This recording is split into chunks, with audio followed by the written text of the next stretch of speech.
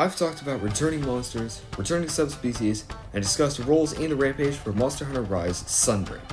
But despite finishing the series that I originally had planned, I still had one more video I wanted to make before the new year. In this video, I want to show everyone my ideas for 12 brand new subspecies for Sunbreak. For this, I will list each idea one by one, from the idea that I feel the least proud of to the one that I am the most proud of. I'll do my best to talk about the origins of the subspecies, then I'll reveal my idea, then I'll talk about the color scheme, and lastly, the major differences in the fights.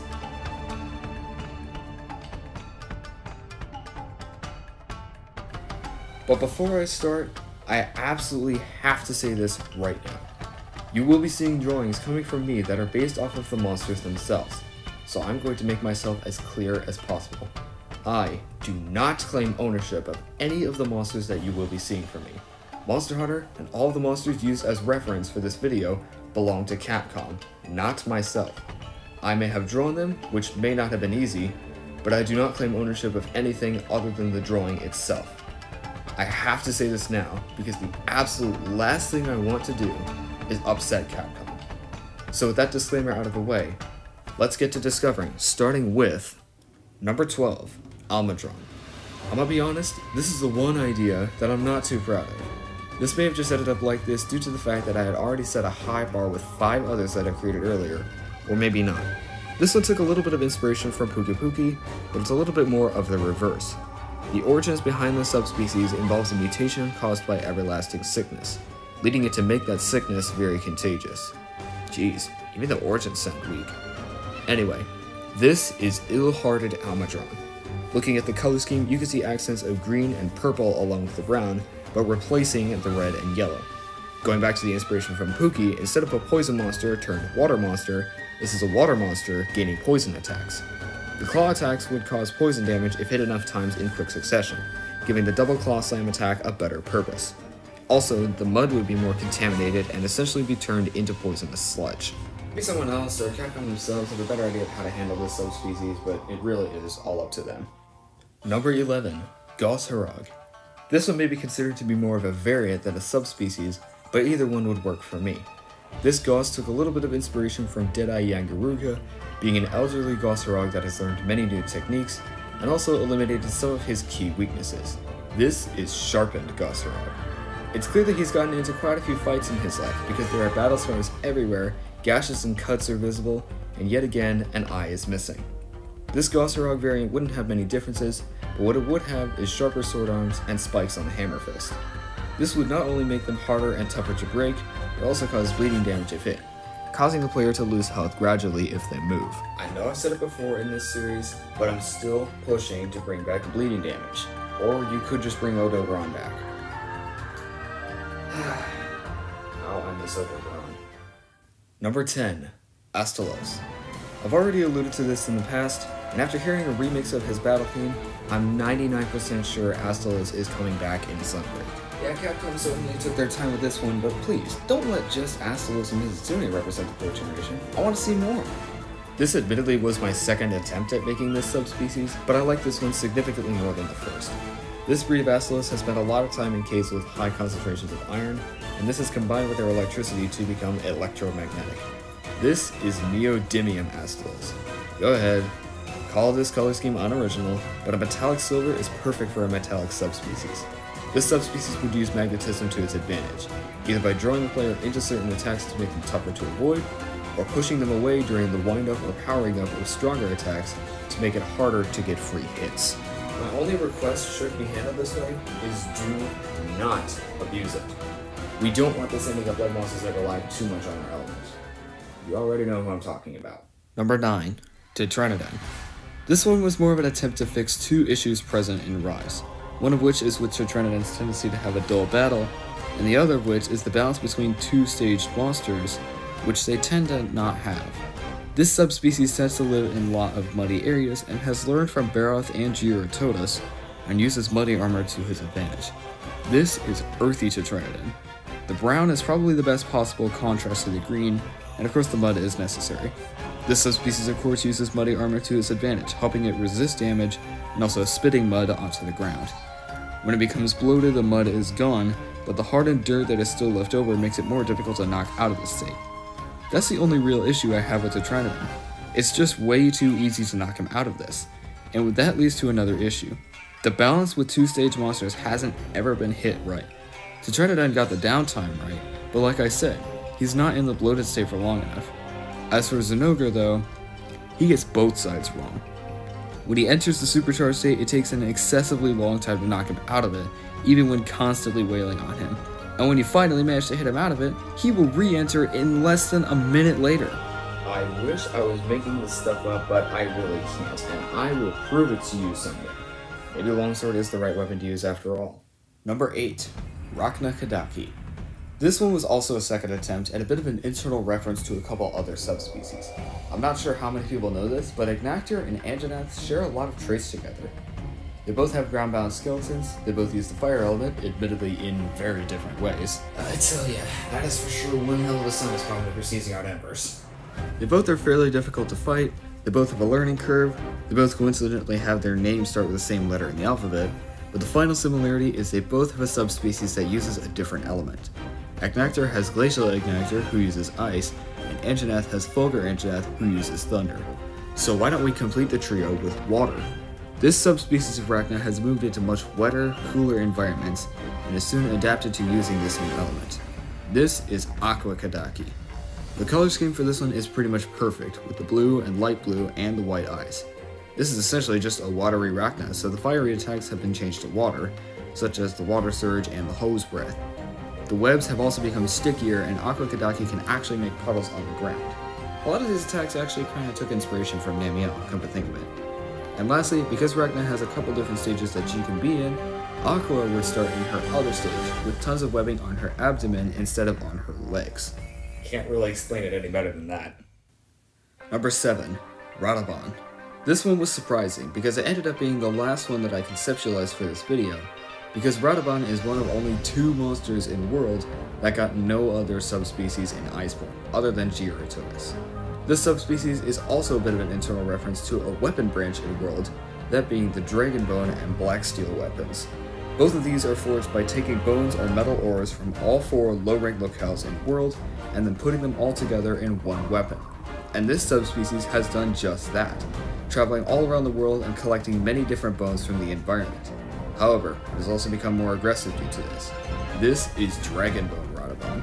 The color scheme was pretty easy to pull off for this one, as the bones are a lot darker than normal, and some bones are sharper. This subspecies would be just like Radobaan, but more aggressive, found in many places, and can inflict Dragon Blight if he hits you with his rolling attacks.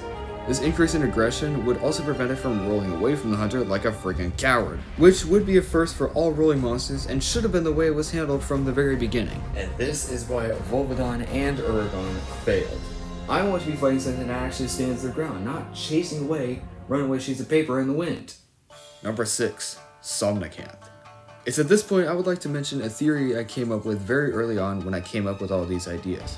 That being that each element, other than Dragon, has an abnormal status effect counterpart.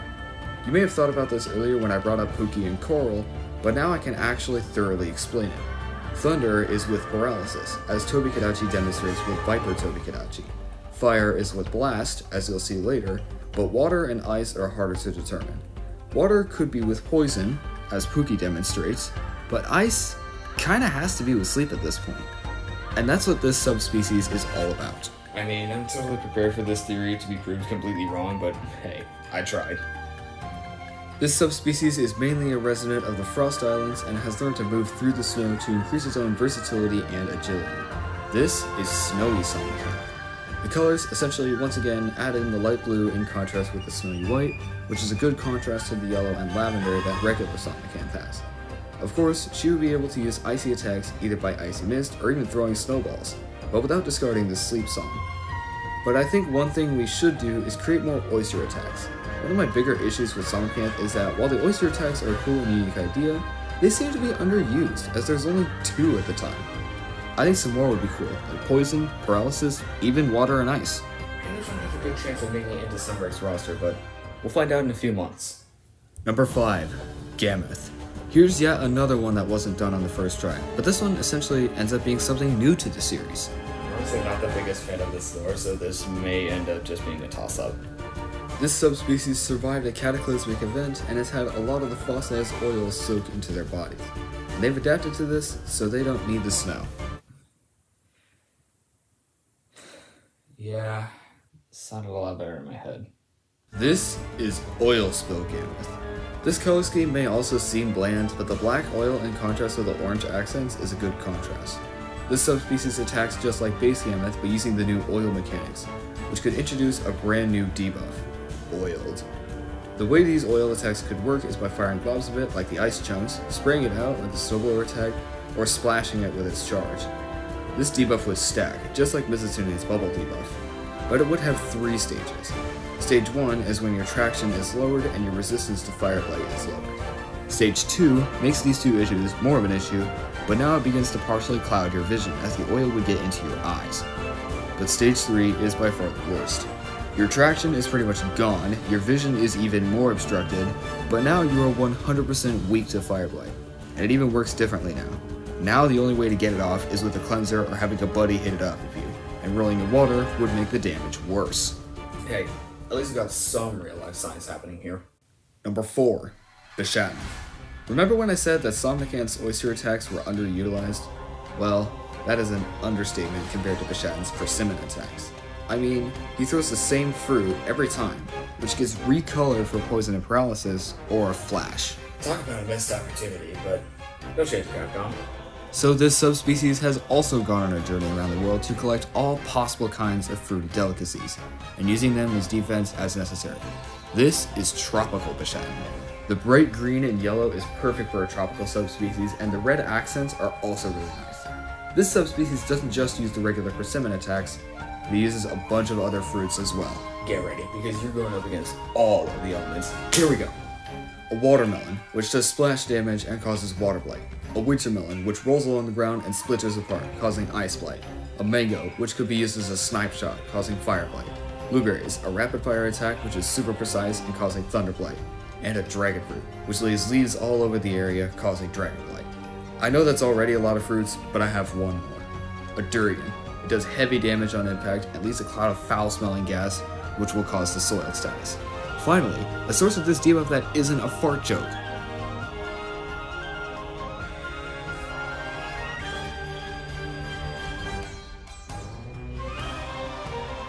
This guy is the real fruit connoisseur, I'll tell you that.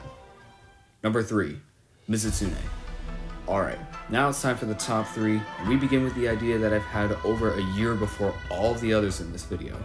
But if Oil Spill Gammoth is very hard to write the lore to, then I have very little hope for this one, other than his bubbly mucus has since changed after an excessive amount of honey. I'm gonna be honest, I didn't even try for this one.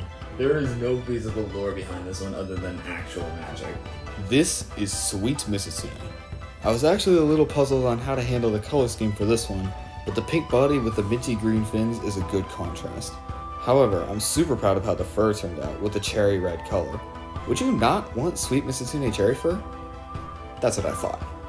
The general gist of this subspecies is that instead of it being soapy bubbles secreted by the monster, it's traded out for bubblegum, which, instead of making you lose traction and slide around uncontrollably, would stick you in place.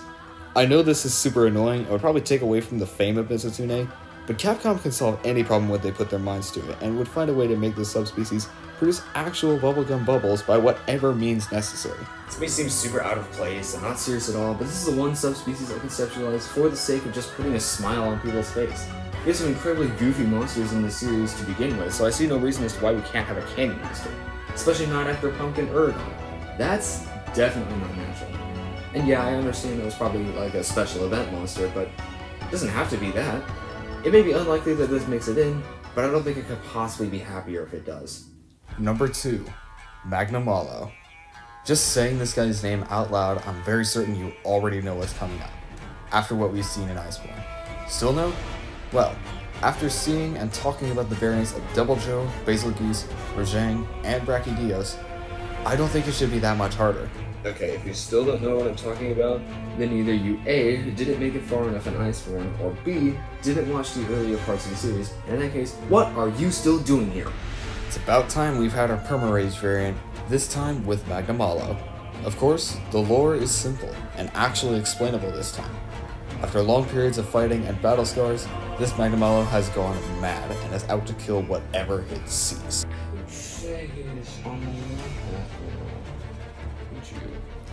Oh yeah, baby. This is Warpath Magnamalo. That name is just perfect, and with just the right level of creativity. And of course, the darker color scheme is just perfect. But just like the other Permarage variants, like Savage Double Joe being in Rage Mode forever, See the Basic Beast being in his Heated Mode forever, Warpath Magnamalo would always be in his Ultra Hellfire stage. This would make the fight significantly dangerous, among one of the hardest monsters in Sunbreak. I mean, come on. The name may be different, but out of all monsters on this list, this is easily the most likely to make it into Sunbreak, especially after Nergigante's variant, Runa Nergigante. Nergigante and Magnamalo are both flagship monsters, so if they get a variant in their expansion, it makes total sense. There is absolutely no way this doesn't make the cut. So I've talked about 9 subspecies and 2 variants, a lot of which are likely to at least be considered, and maybe modified a bit to be more natural. But I still have one monster left to talk about, and this may just be beginner's luck, but this is the first subspecies that came to mind when I had the idea to make this a thing. And ever since, it resonated with me perfectly. It just so happened to be with Aknosom, the strangest monster in Rise. Maybe besides Bishaten. Oh yes. When I came up with this, I immediately fell in love about as much as I possibly could have. Remember when I talked about the counterparts theory earlier? Well, I also alluded to this subspecies right then and there. Fire's counterpart is Blast, right? Well, after this subspecies experienced mutations to its digestive, respiratory, and circulatory systems, with the food it eats burning up in the stomach and living in areas with tons of sulfur in the air, this subspecies became this. Ladies and gentlemen, I present to you Gunpowder Aknosom. This is just a perfect concept for a blast monster, other than Brachy's slime, and it takes what Aknosom is capable of and runs away with it. The colors are another thing I immediately fell in love with the bright orange and yellow contrasting with the smoky gray. The way he attacks is with his typical attacks, but he can create spots of gunpowder on the ground with his pecking and wing slash attacks. But the real fun comes with his running attack. An attack that made me ask, what was he doing, now has a real purpose, as he lays a trail of gunpowder on the ground, lighting the fuse at the very end. And of course, there is still potential for the regular fireball attacks on top of the powerful explosives. I know it sounds scientifically impossible for a living creature to create gunpowder in its own body, but Capcom has done crazier things in this series, and in a game like this, nothing is impossible. Gunpowder Aknosom will go down as my best idea for a new subspecies up to this day. Maybe in the future, I'll have another one that ends up being even crazier. And with that, we have finally reached the end of this absurdly long video. With this video done, my schedule is finally cleared, and now I can kick back and relax for a while. Absolutely no part of this production was easy, and even the script took all afternoon to write. I'd really appreciate it if you left a like on this video. I've never put this much effort into anything else in my life. And while you're at it, could you please hit the subscribe button and click the notification bell so you get notified for every new upload? I'm taking a break after this, but I'll definitely be back by the spring. And of course, other than personal info, go ahead and leave something for me in the comments. But just be nice about it, and tell me any ideas you may have for subspecies in the future. This whole series was an enormous journey with a lot of ups and a lot of downs, but with this video done, this series is finished. And I get to relax for a while and focus on school. I'll see you in a couple months. I have some cool ideas for next year. See you later.